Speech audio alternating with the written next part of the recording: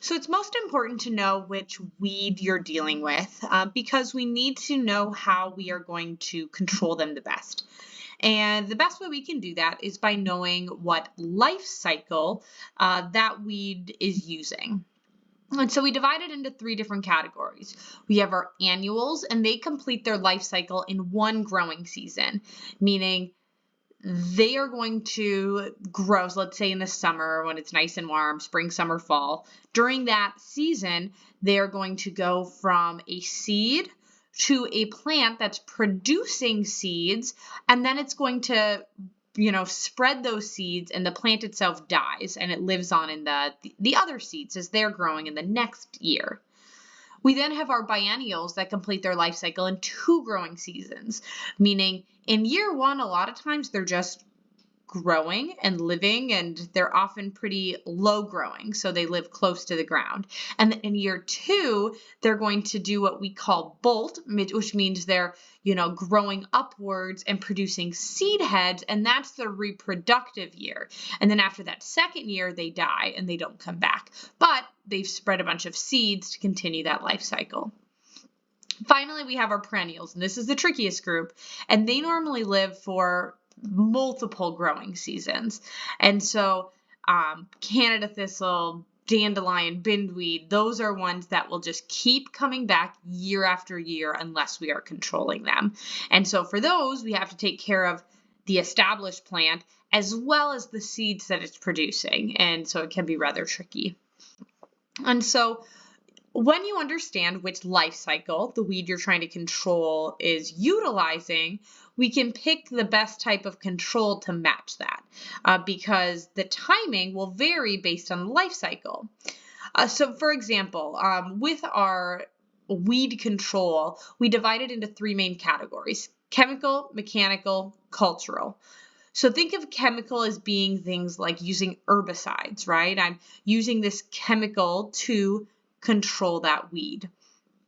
If I have an annual plant, I normally want to be applying it during its vegetative growth. So when it's really young, often in the spring, that's when my annuals can be controlled most by chemicals.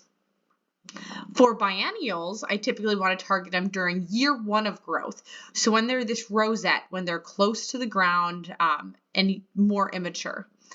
And then perennials, I'm typically aiming for a fall application. So in the upper Midwest, we say about August 15th to September 15th is when I want to treat perennials with herbicides to handle them most effectively. That's because they're putting all these reserves down into their roots to survive a winter, and we can really just target them at that point.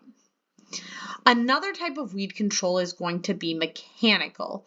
So that could be hand pulling, it could be mowing, it could be, using a weed whipper, anything that is physically interfering with that weed.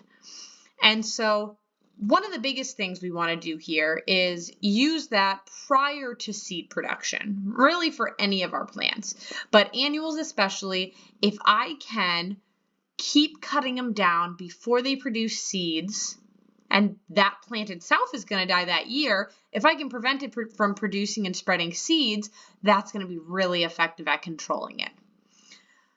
If I'm working with biennials, it's really not effective the first year because, as I mentioned, they grow really close to the ground. So mowing and, weed whipping, it's really not going to get to them because those plants are right next to the ground and we don't want to be cutting the rest of our grass that short.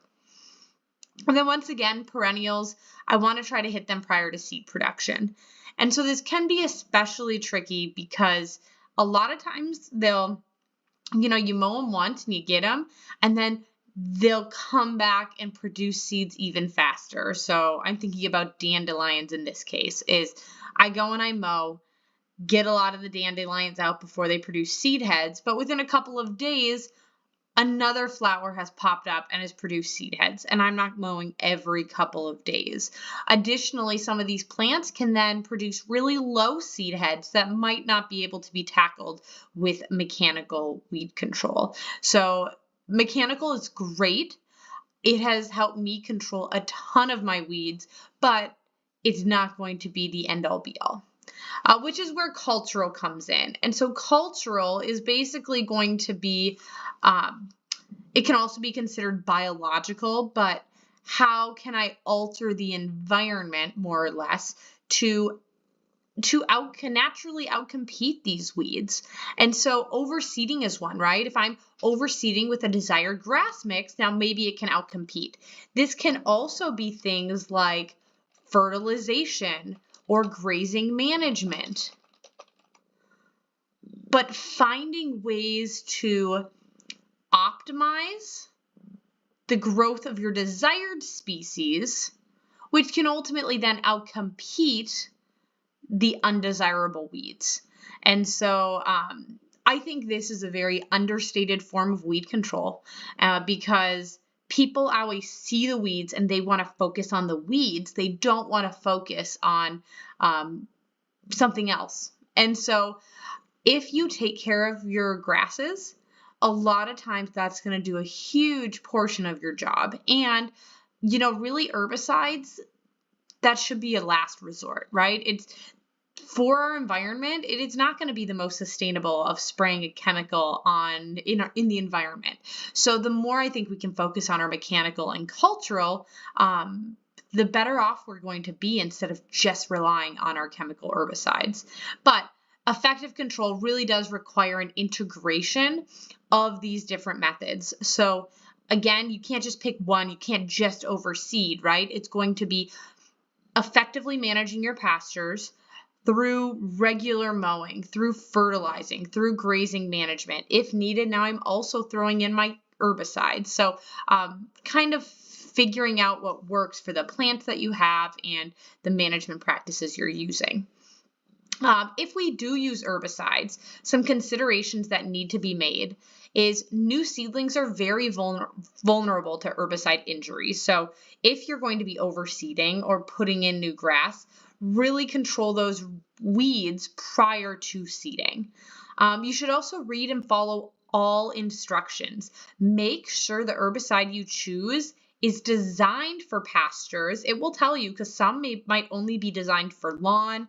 If it's designed for lawn, it won't have grazing restrictions on it. So you want to make sure it's designed for horse pastures. And what are the grazing restrictions for the horses? And make sure you're only using products for that horse pasture use. Also, herbicides cannot selectively control for broadleaf weeds while not injuring or killing legumes. So what this means is a lot of our weeds are broadleaf weeds. And so we can spray an herbicide to tackle those that isn't going to hurt our grasses. However, if I have alfalfa or clover in my pasture, these broadleaf herbicides, they will kill our alfalfa and clover as well.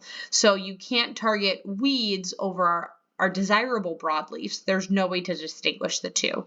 So just know that if you do have a pasture that does have alfalfa or clover in it. And then you can also consider spot applying. So this is a way that you can apply herbicides without necessarily doing this spray to your whole field. Is if you have areas with dense weeds, go there and treat that specific area. And then do not apply herbicides in areas with standing water. Also, just be careful of water in general. We don't want herbicides to reach these bodies of water. That can be very dangerous to wildlife. So with all of that said, so your herbicide and weed control is going to be very important. But it's also, when I first kind of got our house and we were working on improving our pastures, I just thought I would come in and clean it all up and it would look great right away. And unfortunately, that's not the case. We go and it's going to take years and years to really make the changes you need, because when seeds are produced and they're spread out, they're not always going to seed the next year or the year after that. They can sit and be dormant for multiple years, and you're always going to have these seeds that you're working to manage and control. So just think of the long game. It's not something where you can control immediately, and that's okay. You can keep making improvements and making it better for your horses.